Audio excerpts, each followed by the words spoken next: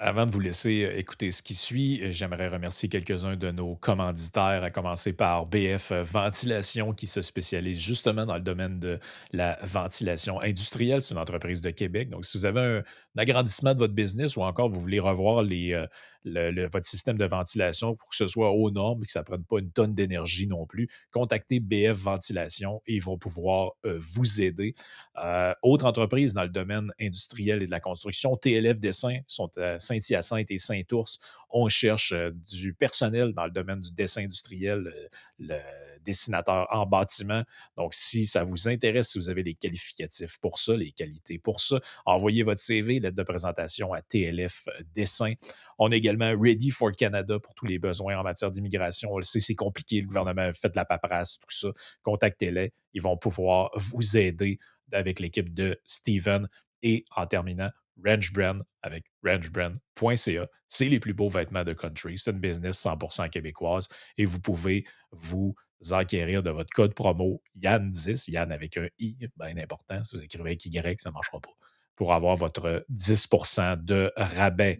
Et sur ce, ben, je vous souhaite un bon épisode.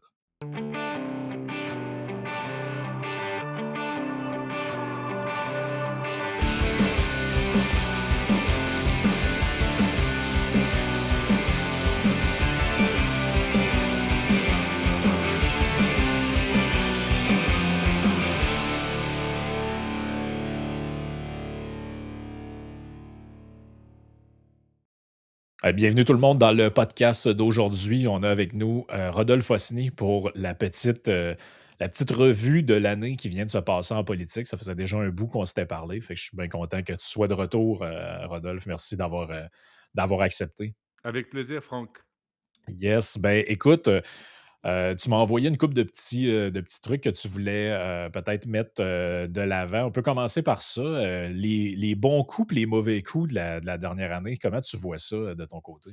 Oui, ben écoute, en politique québécoise, j'ai envie de dire le fantôme de Fitzgibbon qui continue, qui continue. J'ai comme l'impression qu'il n'y a pas une semaine qui passe où il n'y a pas une nouvelle économique ou encore un mauvais investissement qui avait été pris à l'époque du gouvernement ou en tout cas du ministre Fitzgibbon. On l'a vu cette semaine, on l'a vu tout au long de cette session avec bien évidemment le gros morceau, ce rapport du vérificateur général, de la vérificatrice générale du Québec sur toute la filière batterie. Alors, tu sais, c'est comme M. Fitzgibbon a quitté il y a un bout, mais en tout cas, ses décisions, on va le payer pour longtemps. Puis ça continue, en tout cas, à plomber la CAQ et cette image difficile en termes de gestionnaire économique. Donc, c'est un peu ça que je retiens. Puis juste parce que j'ai vu l'actualité, je crois que c'est quoi, Polycor, ou je me souviens plus quelle entreprise là, qu'ils ont dû encore. Et là, c'est Bernard Drinville qui doit annoncer comme ça que finalement, ben, cet investissement, on tire la plug, comme on dit.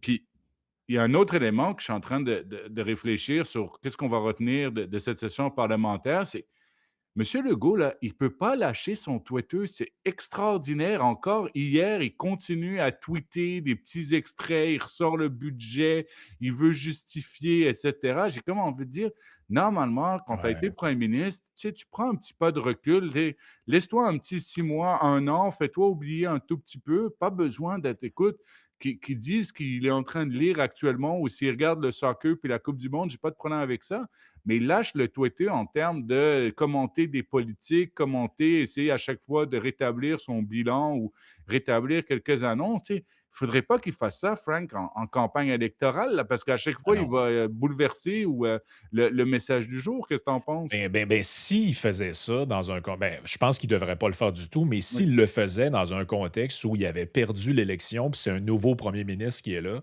bon, on se dirait, bon, il essaie de défendre son héritage, tout ça, mais là, moi, je trouve c'est comme s'il est en train de saboter la succession, là.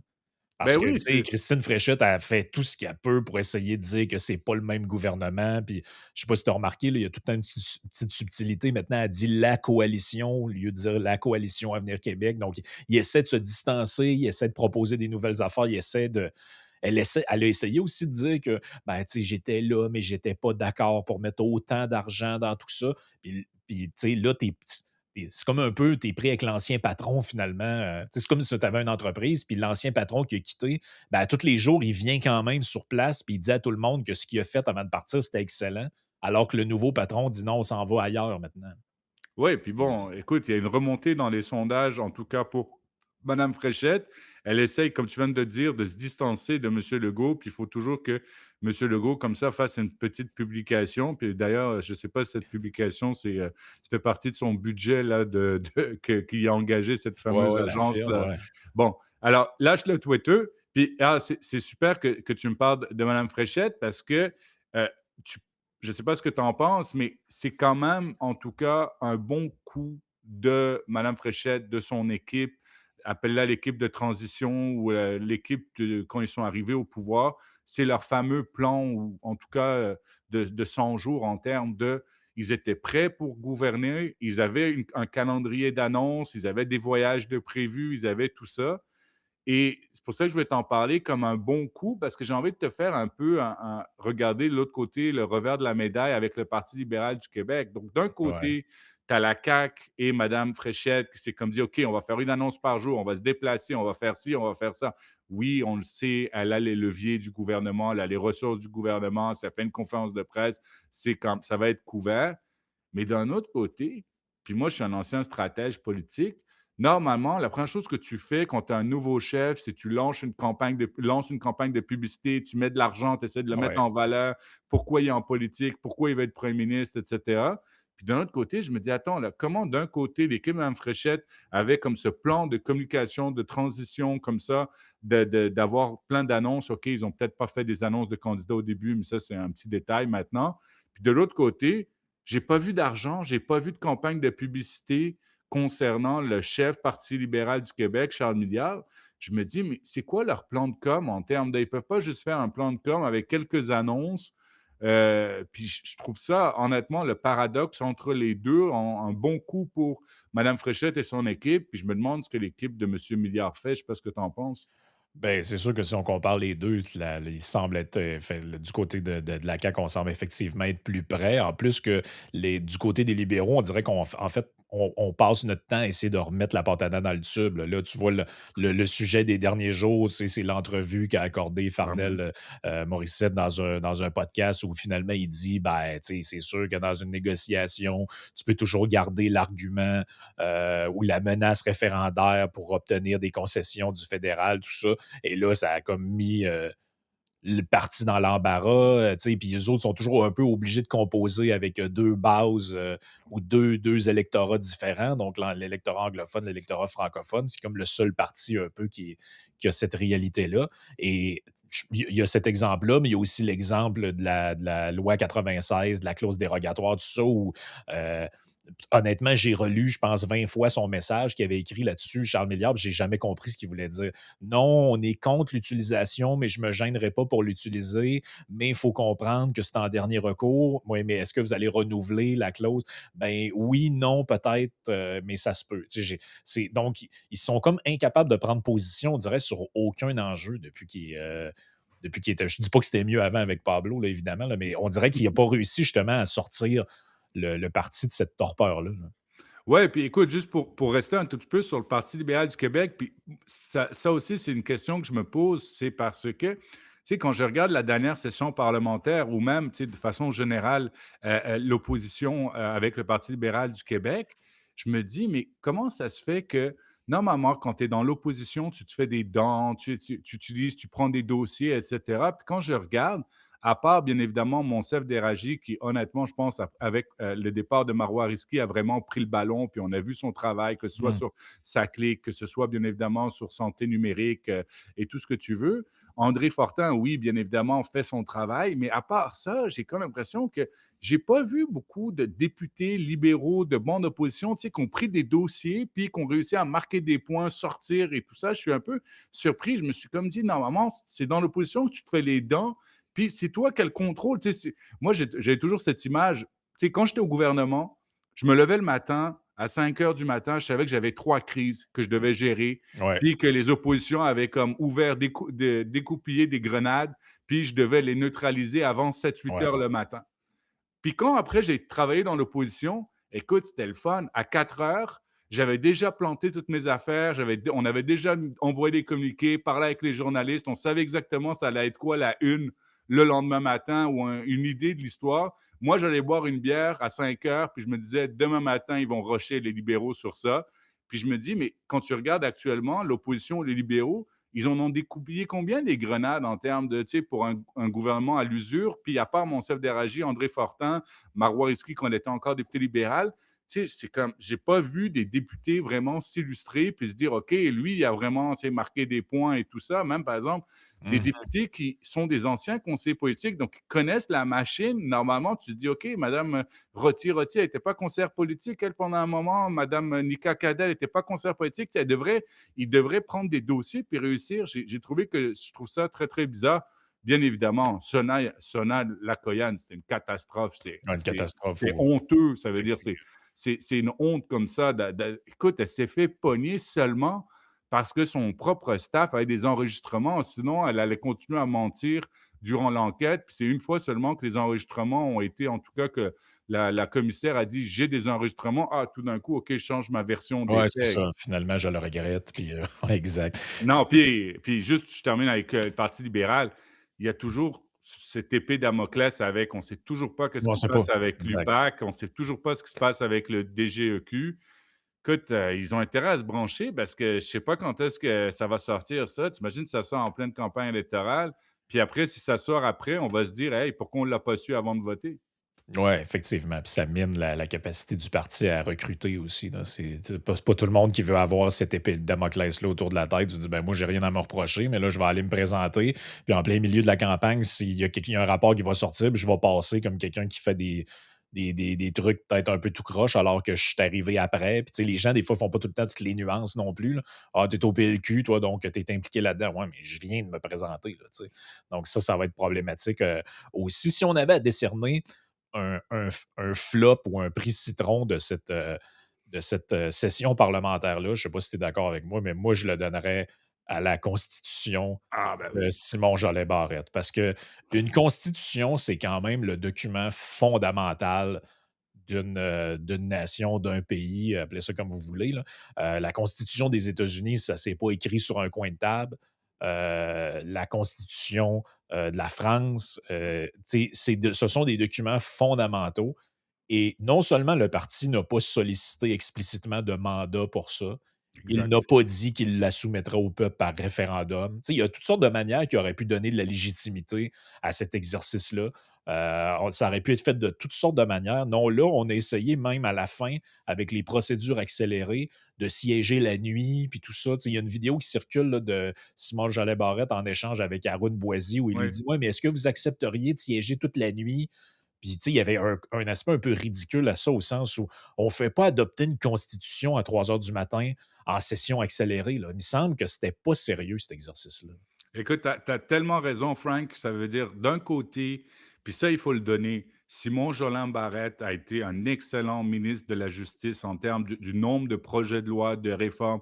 On l'a vu, par exemple, sur les tribunaux spécialisés, les droits, etc. Donc, tu sais, son profil, en tout cas en termes de ministre de la Justice, rien à dire. Et je pense que dans les livres d'histoire, il va être reconnu en termes de son mandat de ministre de la Justice.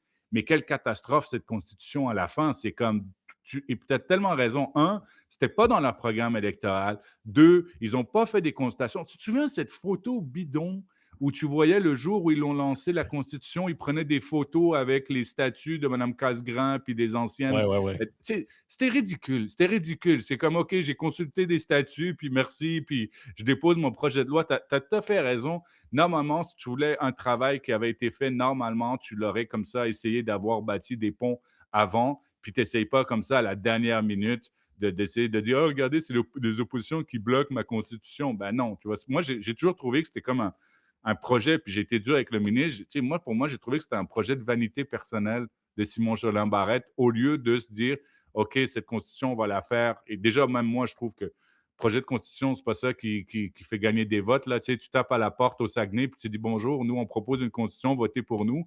Ben, tu sais, Huguette à Joliette, elle va pas dire OK, super. Donc, tu vois, c'est un peu ça que j'ai comme Ouais, idée. c'est ça. Puis oui, tu as raison. Bon coup en termes du mandat du ministre de la Justice, Simon Jolin Barrette, mais quelle catastrophe à la fin avec cette constitution. On parle du plan de com de la CAQ qui a quand même été bon pour les 100 premiers jours. Mmh. Bon, il y avait toutes sortes d'annonces, tout ça. Il y a un truc qui a été moins bon, par contre, c'est l'espèce de supplice de la goutte d'eau qu'à chaque jour, à chaque semaine, il y a des ministres qui finalement ou des députés qui annoncent ne pas se représenter. Qu'est-ce que ça dit sur le leadership de la gouvernance actuelle? Parce que moi, j'aurais tendance à penser qu'un un un leader fort, à un moment donné, tu es au caucus, tu dis: «Bon, ceux qui vont sortir par cette porte-là, là, confirment qu'ils se représentent, puis ceux qui sortent par l'autre porte, vous, ceux qui restent dans la salle, là, vous m'annoncez votre départ, puis c'est aujourd'hui que ça se décide». Parce que là, c'est comme une espèce de c'est comme je dis, c'est le supplice de la goutte d'eau, là. C'est Jean Boulet, c'est Mathieu Lacombe, c'est tous un en arrière de l'autre, puis à chaque fois, ça fait comme monopoliser l'agenda parce que Mme Fréchette, elle a son plan, puis elle se dit: «Bon, aujourd'hui, on annonce ça, demain, je vais annoncer ça». Mais là, finalement, c'est pas ça le sujet de la journée, c'est: «Ah ouais, les pancartes étaient prêtes pour M. Boulet, finalement, il annonce qu'il se retire». Puis chaque fois, ça t'empêche justement d'amener tes sujets dans l'actualité, de mettre de l'avant tes propositions parce que tu passes ton temps à gérer des départs, là. Tu sais, c'est un peu comme peut-être qu'on parlera de la scène fédérale un petit peu Ouais. plus tard, mais c'est un peu comme à chaque maintenant, on avait l'impression qu'à chaque semaine, les libéraux défroquaient un conservateur. Là, maintenant, on se disait: «Ben là, il faut que ça arrête à un moment donné parce que sinon, il y a comme une hémorragie, là». Ben là, à la CAQ, c'est comme je pense que c'est historique, là, le nombre de départs, là. Je comparais avec d'autres gouvernements, je comprends qu'ils ont une plus grosse députation, fait que ça fait plus de 80, ouais. départs à avoir, mais je pense que dans le dernier mandat avec Philippe Couillard, c'était 14 ou 15 là, personnes qui ont annoncé qu'ils ne se représentaient pas à la fin. Eux sont rendus à plus de 30 là. Si c'est pas une quarantaine là, de gens qui sont soit partis durant le mandat ou soit qui annoncent ne pas s puis pas des gens insignifiants, là, tu sais, Geneviève Guilbeault, Mathieu Lacombe, Jean Boulet, des gens qui avaient des rôles importants, là, dans le conseil des ministres, là. Écoute, tu as tellement raison. On enregistre ce balado, on est quoi, le 9 juillet? Ouais. On n'a pas la liste, j'appelle ça la liste finie, finale, de tous les députés actuels, incluant des ministres. Est-ce qu'ils vont être sur la ligne de départ pour l'élection au mois d'octobre, qui, Ouais on s'entend, et va être surtout dans des déclenchée dans moins de 2 mois, là. Ça veut ouais, dire puis excuse-moi de te couper, oui, même dans des secteurs dans des comtés même qui seraient tu sais, par exemple, ici, moi, je suis à côté du comté, je suis de la Chaudière, là. Ben, je suis de la Chaudière, ça se dessine pour être une lutte à 3, Parti conservateur, CAQ, PQ. Et si on regarde les prédictions, là, il y en a pas beaucoup des comtés que la CAQ peut prendre en ce moment. Ben, on sait c'est qui le candidat du PQ, on sait c'est qui le candidat du PCQ et on sait toujours pas si Martine Biron se représente. j'allais le dire, Martine Biron, on ne sait pas. François Bonnardel, à Granby, c'est quand même important, et cetera. On ne sait toujours pas, François Bonnardel, est-ce qu'il se présente, est-ce qu'il ne se présente pas? Puis oui, ça a été un cafouillis. Je suis 100 d'accord. Le bon coup, ce fameux plan de com, roll-out, comme on appelle, de Mme Fréchette, ce qui a mal fait, c'est vraiment ces départs qu'à chaque fois, on a eu des annonces de départ, des annonces de départ. Surtout que même eux avaient dit: «Oui, on va avoir le 1er juin et tous les députés doivent se dire s'ils se présentent ou pas». Puis ensuite, tu entends que, ah, bah, ben, Jean Boulet part, Mathieu Lacombe part. Puis oui, on n'a toujours pas la liste finie finale. Puis oui, c'est un gros, gros chiffre en termes de encore une fois, on se demande, là, je pense qu'il y avait c'était Abou Khalil que j'ai vu il y a pas longtemps qui annonçait qu'elle ne se représentait pas, puis il y en a d'autres et tout. Donc, d'un côté, eux, il faudrait qu'ils disent exactement qui sera sur les rangs. Puis juste pour faire du pouce sur le Parti libéral du Québec, eux, quand ils annoncent des candidats, il ne faudrait pas que ces candidats-là se retirent, comme on a vu les deux qui se sont retirés à Québec, puis dans les Laurentides. Ah ouais, ça semble être extrêmement, problématique. Si on termine sur la scène provinciale, comment tu vois un peu toute la question du référendum là, qui pointe à l'horizon? Bon, le PQ est toujours en avance, mais là, les c'est sûr que ça peut changer, là, la campagne n'est pas jouée encore, là, mais moi, je pense que si la tendance actuelle se confirme, puis on s'en va plus vers une gouvernance peut-être minoritaire, ben, ça pourra pas être un sujet, d'engagement ferme de quand tu sais, je pense pas que le PQ peut tenir un référendum en état minoritaire, c'est impossible. Oui, oui, non, non, non, tu mets le doigt là-dessus. Ça veut dire, je pense qu'on est en train actuellement de s'aligner là-dessus. Je pense que les candidats doivent faire attention, là, la fameuse question référendum. Madame Fréchette, moi, je dis, elle ne pourra pas juste tenir pendant 30 jours de campagne électorale en disant, moi, je suis dans le camp des Québécois. Là, ça, cette réponse, honnêtement, il faudrait qu'il travaille Mmh. là-dessus, surtout dans des débats.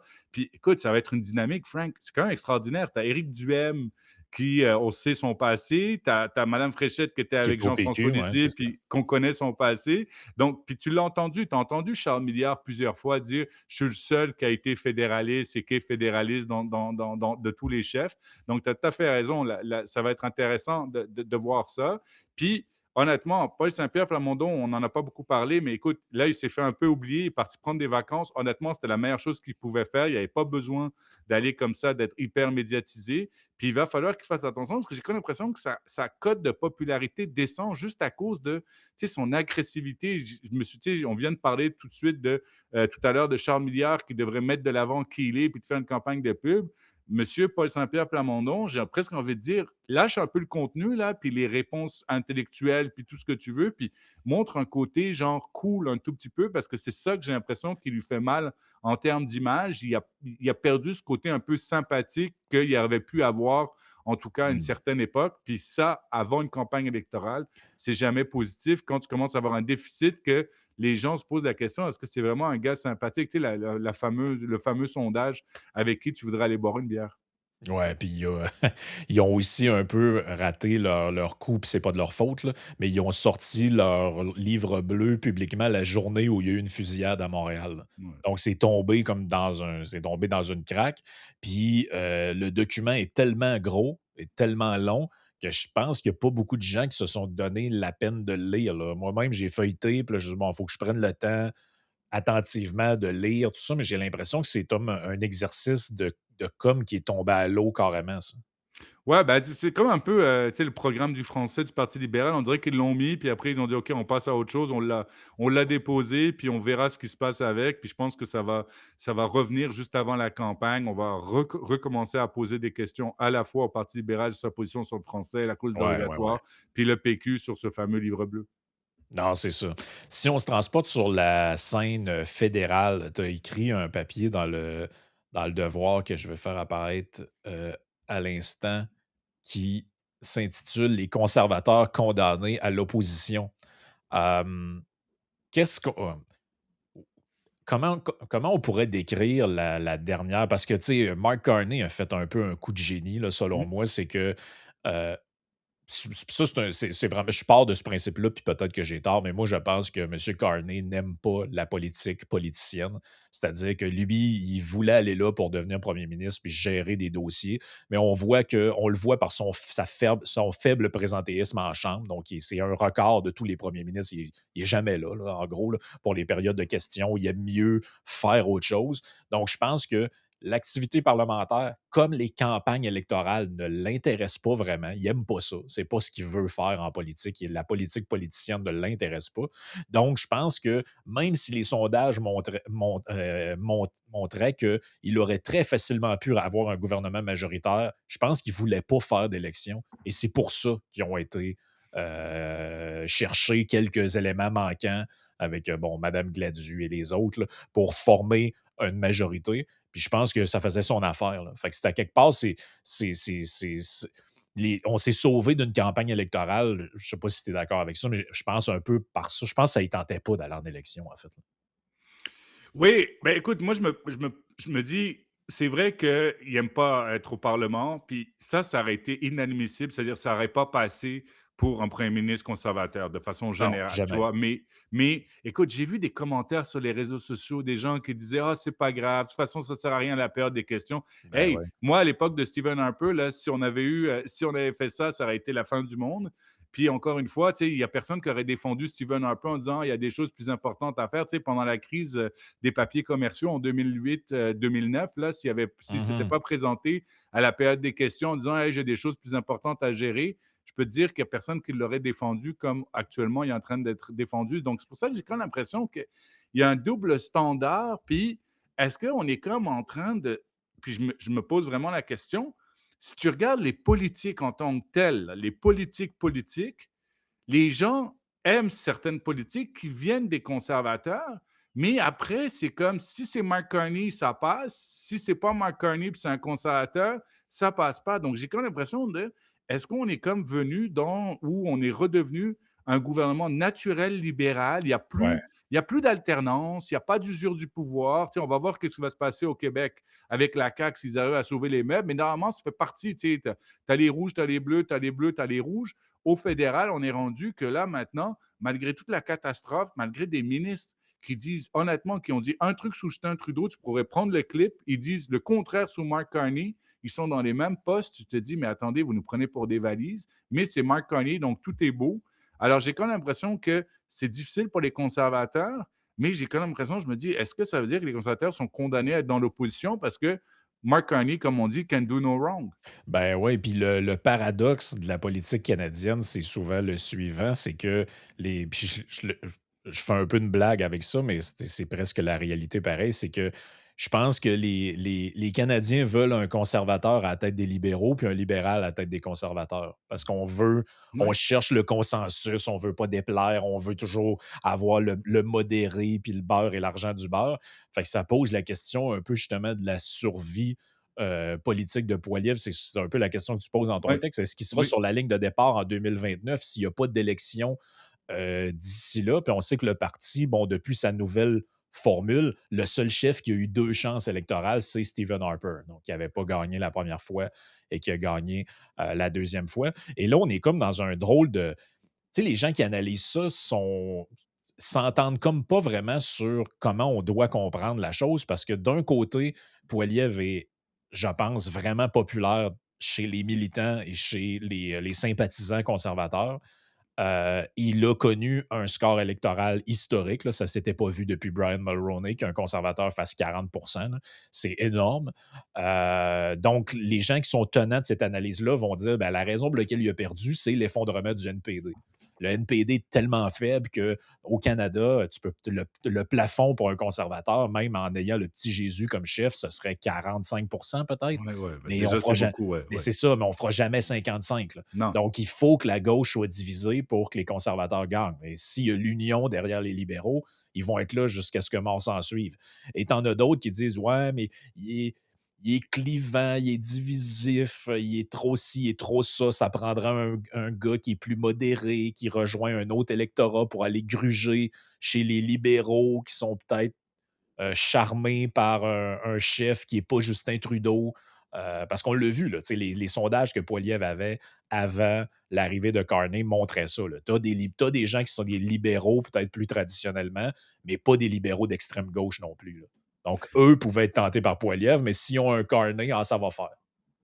Oui, écoute, c'est drôle que tu me dises ça parce que je me souviens quand moi j'étais au gouvernement Harper, on nous disait toujours pourquoi vous n'êtes pas plus comme Brian Mulroney.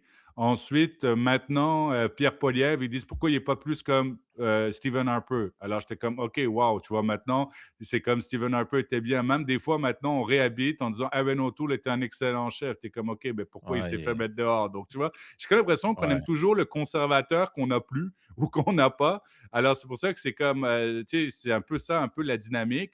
Et oui, tu as tout à fait raison. Les conservateurs ont un plafond. Ils n'ont pas de plancher, mais ils ont un plafond. Et les libéraux, ben, ils n'en ont pas de plafond parce qu'ils peuvent aller presque au maximum, ratisser très, très, très large. Est-ce que à l'intérieur, écoute, M. Conny vient d'annoncer encore un pipeline, là. Est-ce que tu as vu une révolte de l'aile verte, on va dire, du Parti libéral du Canada? Pas du tout. Tu vois, Non, nous, son que les, caucus est très discipliné, le oui, caucus très libéral pour l'instant. discipliné. Ouais. Écoute, ils sont allés chercher quelqu'un du NPD là, qui accepte maintenant aussi d'avoir. Écoute, c'est le Bloc québécois qui est comme devenu la conscience environnementale. J'ai même envie de dire, mais vous, tu sais, ça ne vous concerne pas ce qui se passe en Alberta. Tu sais, à chaque fois, ils disent, ouais, c'est notre argent. Oui, mais là, tu sais, c'est Ouais, comme, c'est un autre. D'un côté, tu te dis, le Bloc québécois disait, hey, touchez pas à ce qui se passe au Québec, mais ils veulent se mêler de ce qui est en train de se passer entre ouais. l'Alberta et la Colombie-Britannique. Donc, tu sais, tu as envie de dire, mêlez-vous de vos affaires d'une certaine façon. Mais bon, puis c'est eux qui deviennent la conscience environnementale. Il n'y a plus de conscience environnementale verte, en tout cas, dans le Parti libéral du Canada. Donc, c'est pour ça que je te dis, c'est une dynamique qui est très, très intéressante. Et je me dis, est-ce que ça veut dire que les libéraux sont là puis sont comme garantis de gagner? Moi, je ne suis pas sûr que M. Carney va faire un autre mandat. Tu viens de le dire, il Ouais. n'aime pas faire de la politique. Peut-être qu'il va comme dire, OK, je pousse ça jusqu'à 2029. J'ai fait les réformes, j'ai signé les accords, je vous ai mis en fait la fondation, puis excusez-moi, j'ai mis la fondation, puis ensuite je passe le ballon. Je ne le sais pas, bien évidemment, mais Mmh. je ne sais pas non plus si Pierre Poilievre sera là en 2029. Mais il y a juste un élément. Tu sais, tu disais, c'est peut-être pas un politicien politique là, mais son move en tout cas de nommer, monsieur Martel, Ouais, monsieur député con Martel. ouais, ça c'était tout un move politique en tout cas. J'ai regardé ça, puis j'ai dit: «OK», parce que d'un côté on parle de Martel, on parle pas du fait qu'ils ont nommé, Pitfield, qui est son secrétaire particulier, qu'un Ouais. organisateur libéral, ils l'ont mis dans le Sénat. Donc, je me suis dit: «C'est ça a été tout un move, un bon move en tout cas de politique».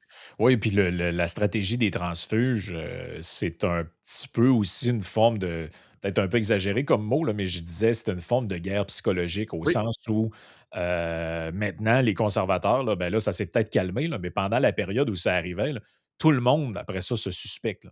oui. Ben, Et là, maintenant avec Martel, je pense que ça va continuer. C'est-à-dire au moins là, pendant c'est ben sûr oui. qu'il y a dû avoir pas mal de députés qui se sont fait appeler. «Vous en pensez quoi? Est-ce que vous aussi vous êtes fait approcher? Oui, non? Ben oui, puis Est-ce que là, c'est» ouais. tu textes un collègue, il répond pas. Mais tu sais qu'à soir, il y avait une rencontre libérale quelque part. Tu te dis: «Es-tu comme l'autre qui est parti du party de Noël pour traverser à l'intérieur de» tu sais, c'est ça aussi, ça joue dans la tête, c'est ce genre de choses-là. Tu sais, la politique, c'est comme un champ de bataille à quelque part, là, même s'il y a pas de tu sais, c'est métaphorique tout ça, là, mais c'est ça pareil, là. Puis là, tu sais que, ah, tu peu, lui veut y aller, puis là, il faisait circuler toutes sortes de rumeurs. Ah, il y en aurait 13 autres ou 10 autres qui sont en pourparlers puis tout ça, là, tu te dis: «Ouais, mais c'est qui ces gens-là? C'est-tu le gars avec qui je parlais tantôt, à qui j'ai confié quelque chose, là?»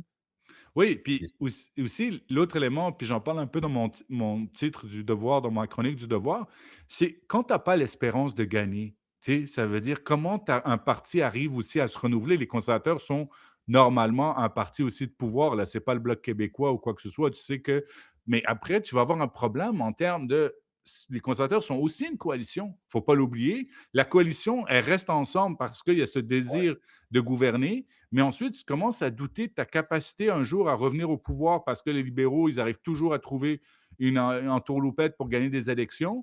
Ben, tu te dis, OK, ben alors, grosso modo, je ne veux pas aller en politique, je veux faire toute ma carrière dans l'opposition.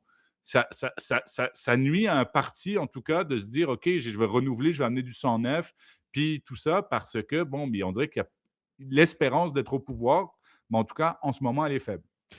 est-ce que tu penses que ce qui va finir par coûter cher à Carney, parce qu'il a quand même promis de livrer des choses là, très Oui, importantes, là, tu sais, le libre-échange interprovincial, bon, ça semble être compliqué pour le moment. Refaire du Canada une super puissance énergétique, bon, il y a quand même des annonces, je ne peux pas dire qu'il n'y a rien. Pendant un bout, je disais qu'il n'y a rien. Là, il y a quand même des annonces qui ont été faites. Il y a un méga, une super annonce aussi, on en a parlé plus tôt dans le podcast, dans la partie payante. Il y a une super annonce de Meta qui annonce un méga centre de données en Alberta. Donc, oui. tu sais, il y a quand même de l'investissement qui arrive, il y a quand même des choses qui se passent au Canada. Par contre, la promesse phare de Carney, je pense la raison pour laquelle les Canadiens l'ont élu, c'était quand même de régler l'histoire de l'ACUM avec les Américains et les Mexicains.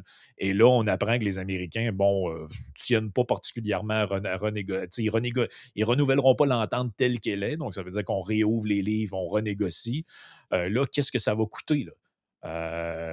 On le sait que la gestion de l'offre est dans la mire, on le sait que l'accès au marché canadien pour les banques américaines, il y a toutes sortes d'enjeux là, qui pourraient être mis de l'avant, mais là, si Carney n'obtient pas un gain de ce côté-là, moi, je vois pas comment il peut je vois pas comment il peut passer au travers de ça s'il n'y a pas au moins un gain, de quelque chose, où il y a pas un arrêt complet des hostilités à un moment donné avec les États-Unis parce qu'il ne pourra pas surfer sur le elbows up, pendant 8 ans de temps, là. Ça va être impossible.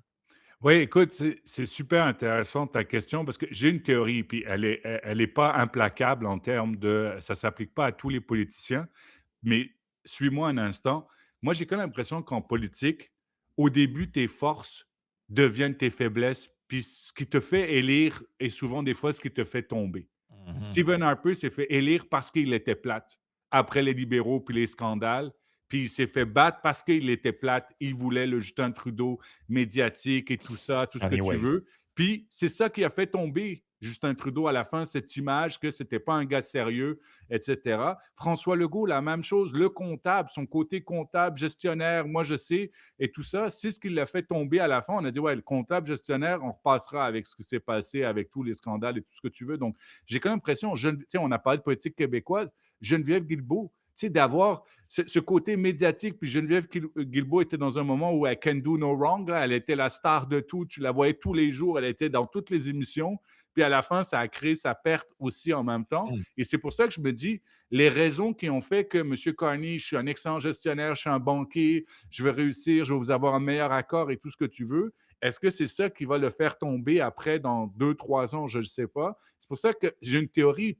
On vient de parler tout à l'heure de Paul Saint-Pierre Plamondon. La même chose, Paul Saint-Pierre Plamondon, au début, qui avait commencé, moi j'ai des principes, puis ci, puis le serment du roi, puis bravo, puis tout Ouais, ce que tu as fait, tu as tenu ton bout. Là, maintenant, tu as commencé à dire, hey, tes principes, là, des fois, sont un peu plus pragmatiques, sont un peu plus cool, ouais. soient T'as moins raison. Au début, on le présentait comme étant quelqu'un de déterminé, avec des exact. valeurs, et à la fin, ce même trait de caractère-là, on disait: «Ah, il est entêté, il est boqué, il est». C'est pour ça que c'est dangereux en politique, surtout parce que des fois, j'ai l'impression que tes qualités du début deviennent en fait tes défauts à la fin et pourquoi on te met dehors ou que l'électorat t'aime moins. Donc, est-ce que ça va être ça pour M. Carney? On va voir. Ma théorie ne s'applique pas à tous les chefs, bien évidemment, mais j'ai quand même l'impression que c'est un peu ça, en tout cas, la politique. Quand tu montes les attentes, tu as tellement raison de le dire, à la fin, il faut toujours rappeler c'est quoi les attentes et pourquoi des politiciens, des fois, font des grosses erreurs. C'est quand ils montent des attentes. Quand Charles Milliard nous dit que son plan pour le français, ça va être mieux que celui du Parti québécois, tu as envie de dire, OK, ne nous prends pas pour des valises, ne monte pas trop les attentes non plus. Tu sais que tu es défensif sur ça, Mmh. calme-toi un peu. Tu vois, c'est un peu ça la politique. Il faut toujours faire attention de ne pas sortir puis de monter trop les attentes. Mmh. En conclusion, qu'est-ce que tu penses qui va être à surveiller pour, l'élection qui s'en vient? Mettons que tu avais un élément que tu dis qui va être plus, on a parlé de comment se profile, est-ce qu'on s'en va vers minoritaire, majoritaire? Mais si tu avais un élément que tu penses qu'on peut-être on parle pas assez là, qui va être à surveiller pour l'élection, tu dirais quoi?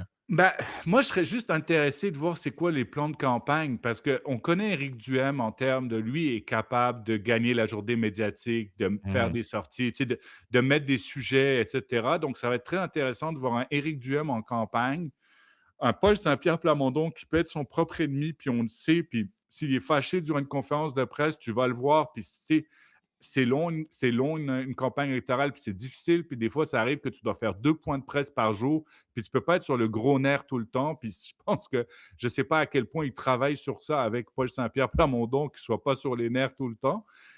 Charles Milliard, est-ce qu'il est véritablement prêt comme chef? Je ne sais pas son travail de préparation, parce qu'à chaque fois que je le vois, tu sais, c'est comme il pense que c'est cool de faire une conférence de presse, puis tu peux faire des blagues, puis non, tu sais, ça veut dire une conférence de presse, tu sais, tu dois être on message, comme on dit. Tu sais, je l'ai encore vu cette semaine sur la conférence de presse de Farnell Morisset, puis il disait, ouais, je suis pas d'accord, c'est votre interprétation. Tu sais, c'est pas, ça marche pas cette Ah, c'est game-là. ça. Tu sais. C'est comme, tu sais, faut que tu fasses très très attention, faut que tu sois préparé. Qu'est-ce que ça vaut dans les débats? Parce que moi, je vous le dis en termes d'expérience, moi, j'ai déjà fait partie d'une équipe qui préparait un chef pour un débat des chefs. Tu sais, nous, on a presque commencé 1 an à l'avance. Tu sais, puis tu sais, de digérer, puis de regarder, puis de développer des réflexes. Tu sais, avec un chef comme Charles Milliard, qui n'est pas chef depuis longtemps, avec une Madame Fréchette qui, oui, a fait 2, 3 débats avec Bernard Drinville, mais ça ne va pas être la même chose. Tu sais, je me dis, est-ce que les chefs sont vrais, les chefs, puis j'inclus Mme Fréchette, sont vraiment préparés? C'est ça que je vais regarder en termes de OK, on vient de dire en commençant le balado, ils étaient disciplinés, la CAQ, ils avaient leur plan de match. Ouais. C'est quoi les plans de match des autres partis? C'est ça que je vais regarder en termes de, écoute, est-ce qu'ils vont tous avoir leur candidat? À quelle date ils vont réussir à dire, hey, tu sais, on appelle ça en anglais, j'ai mon roster, là, on a nos 127 candidats, on est le parti qui est le plus près, parce que ça montre une image que tu as fait tes devoirs, tu es prêt, etc. Si tu le fais, genre 24 heures avant le deadline, puis tu mets 3 anciens conseillers politiques que tu ne sais pas d'où ils sortent dans des comtés qui n'ont aucune racine, ben, tu te dis, OK, ils n'étaient pas prêts, puis ça fait l'improvisation. À la fin, tout ce qu'on Ouais. retient, nous, comme électeurs, c'est OK, ils n'étaient pas prêts, ils ne seront pas prêts à gouverner. Non, c'est ça. Puis c'est encore plus risqué quand tu es un parti qui est au pouvoir depuis 8 ans. Tu pas le choix d'être prêt, là, parce que ça donne l'impression qu'il y a une gestion très amateur, Puis le Parti des choses. libéral, tu te dis, vous avez fait quoi pendant toutes ces années? Tu sais, je veux bien que vous ayez changé de chef, mais normalement, tu as fait ce travail et Ouais. tout ça, mais bon. Non, c'est ça. Ouais, ça va être, ça va être intéressant de suivre, la campagne, puis on aura sûrement l'occasion de s'en reparler, d'ici là. Ça me ferait bien plaisir. Puis refais-moi Monsieur Milliard, s'il te plaît, avec Ouais, l'accent. ouais, avec, monsieur Milliard. Elle va s'inviter dans la campagne, c'est clair, celle-là. Merci beaucoup, Rodolphe. Merci Frank, toujours un plaisir, merci. Bye bye.